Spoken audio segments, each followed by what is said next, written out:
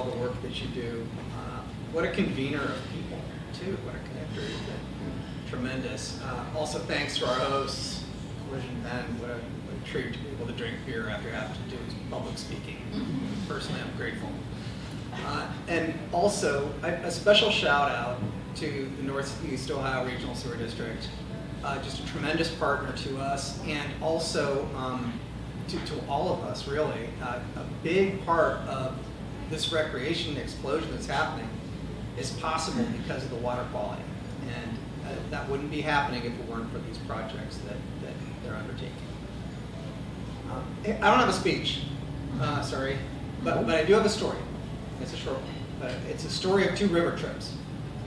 And when I was a fairly new park ranger arriving at Grand Canyon National Park as a backcountry ranger 25 years ago, one of the river rangers, Dave Rozier, pulled me aside and he said, do you want to really see the Colorado River?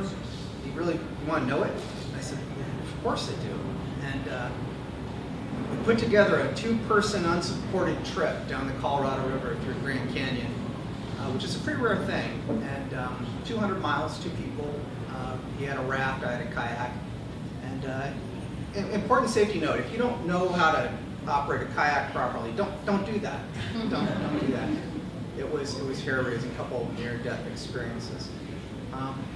But I got to the end of that trip, and I knew the Colorado River. I knew a lot about Dave, too, but that's a completely other story. So fast forward about 12 years ago, I got here to Cuyahoga Valley National Park, and I hooked up with a trail crew guide, also from out west, Bill Zimmer. And Bill had a boat on the top of his truck in the parking lot, and we started talking about kayaking. And he said, well, you want to see the Cuyahoga? You want to know the Cuyahoga? I said, well, of course I do. And so we started doing 2-person trips on the Cuyahoga River a dozen years ago. Now this is when our message, our real message at the national park regarding recreation on the Cuyahoga River was, for God's sake, don't get any on your skin. No joke, that's how bad it was, right? That's how bad it was. And Bill and I, we did a ton of trips, and we paddled, headwaters, we paddled down through the shipping channel, we paddled and we paddled and we paddled. We very rarely saw anybody. It's actually a lot like a couple scenes from Apocalypse Now. You're going under the abandoned bridge, you don't know what's around the next bend. It was hair-raising in a completely different way than the Grand Canyon. And let's fast forward again. Let's fast forward to just a couple of years ago, when the Cuyahoga River Water Trail Partners, so managers of land along Cuyahoga upstream and downstream, were brought together by another great convener, Andrea Ireland, who's sitting here with us from the National Park Service River and Trails program. And we got state designation for this river as a water trail. And that's it, right there. And if you haven't done it, Google Cuyahoga River Water Trail and bring up our maps. A tremendous resource for paddlers. And Andrea's got a fistful of bringing people onto the river. Okay, so we're all the way up to COVID-19 2020. Who's been on the Cuyahoga Scenic Railroad in the park? Have you ever done a bike aboard program? A few people. How about the kayak aboard program? Like a couple. All right, so here's the next thing. All right, so you can, for I don't know what it costs, like $10, $20, something like that. They will shuttle your boat, right? So you don't have to bring 2 cars, just bring one. And you can paddle one way back to your car. Train drops you off, out back to your car. So in 2020, they did about 100 kayaks.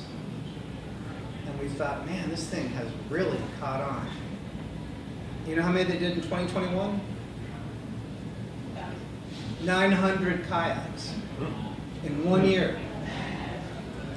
All right, so let's fast forward to 2025. When we've got recreational paddlers utilizing that same service, maybe all the way to Cleveland. Anybody here from CSX? Anybody got a number? Okay, so imagine the day when we expand that recreational opportunity. So what we've been doing as this explosion in recreation has been happening on the river is we've been working with everybody from the Cleveland Metro Parks partners to the Sun Metro Parks upstream of us, everybody, on drawing attention back to that Cuyahoga River Water Trail launch pad, where we're providing direct links to water quality, to flows, to known hazards, to our woody debris management program, and to making sure that all those recreational paddlers, whether they're out here in the shipping channel or they're all the way up in the park, are getting that same message of how to have a safe and enjoyable experience. We don't have to worry about them getting water on their skin anymore, but there are certainly other hazards that we want them to be aware of. So this effort, this safety task force, this community effort that Jim is convening is going to make this a continued success up and down the Cuyahoga River. And I can't wait for our next great story of our next great river trip. I ask you this, if you want to get to know the Cuyahoga, if you want to really see the Cuyahoga, grab a little boat, get on the water trail, and enjoy it safely. And thank you all for all you do.